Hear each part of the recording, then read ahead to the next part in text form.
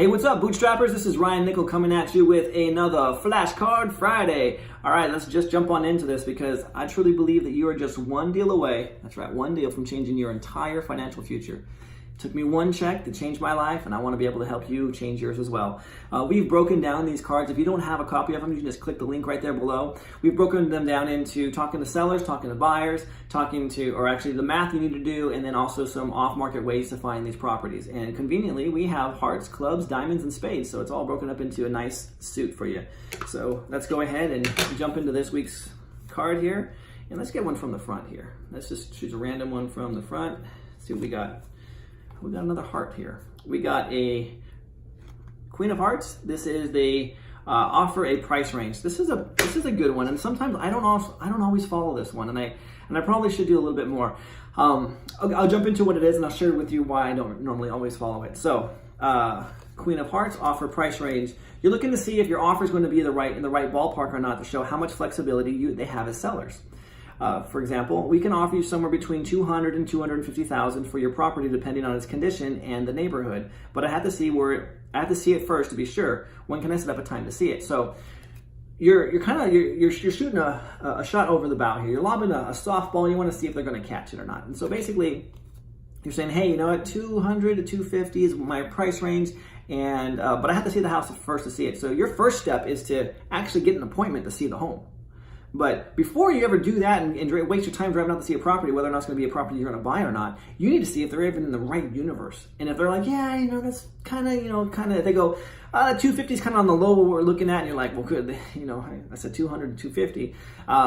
You're at least there so you can bring them down to that 200 because you can say, hey, I told you between 200 and 250 after I saw the house, and now I've seen the house, and it's going to be closer to 200.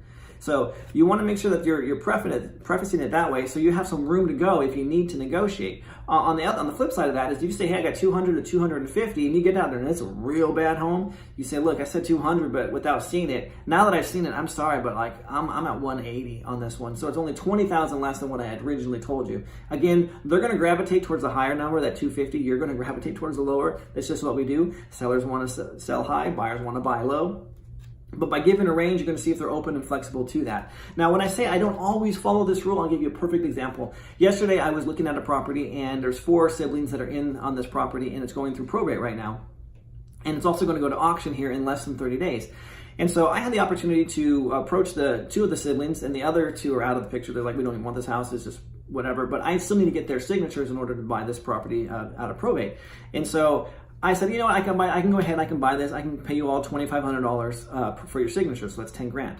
And they're like, yeah, it's amazing. Yeah, we'll totally do it. Yeah, man, it was better than we thought we were going to do. We thought the bank was going to take it. And I'm like, oh, crap. I should have. Now, with this principle, again, I can't do this. I practice what I preach. Sometimes I slip up and I make a mistake. I'm completely transparent with you guys. So, and I'm shooting all over myself here. So I should have done, hey, you know what? I need to look at the numbers because I hadn't actually looked at the numbers yet. And this is what I'm going to do today. I have to go back and look at the final numbers because we agreed on a price of $2,500. But what would have been better is, like, depending on the final numbers, I can offer you between $1,500 and $2,500 per signature. So I could have said, hey, so, $2,500 or $1,500 is what I'm looking at. So I either look at $6,000 or $10,000. In the long run, $4,000 isn't going to break me. I'm going to be okay with this property because there's amazing cash flow on it.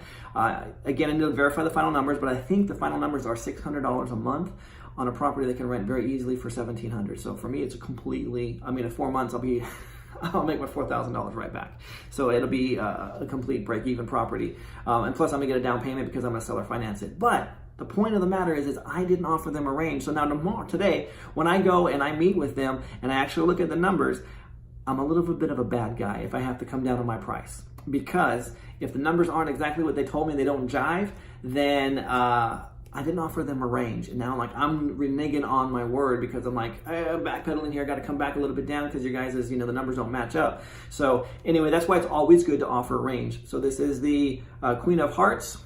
Offer a price range. Again, guys, if you don't have a copy of these flashcards, it's going to save you time, it's going to save you money, it's going to save you energy and effort when you're negotiating with buyers and when you're negotiating with sellers, because I do both. I buy distressed properties from distressed owners, and I also turn around and seller finance my homes to new families that can't get a loan otherwise. But guys, get your copy, get your set flashcards. Just click the link right there below. You'll have instant access if you decide to upgrade to the digital copy, and I'll see you guys on the next one. Just remember, you're just one deal away, just one right there, from changing your entire financial future.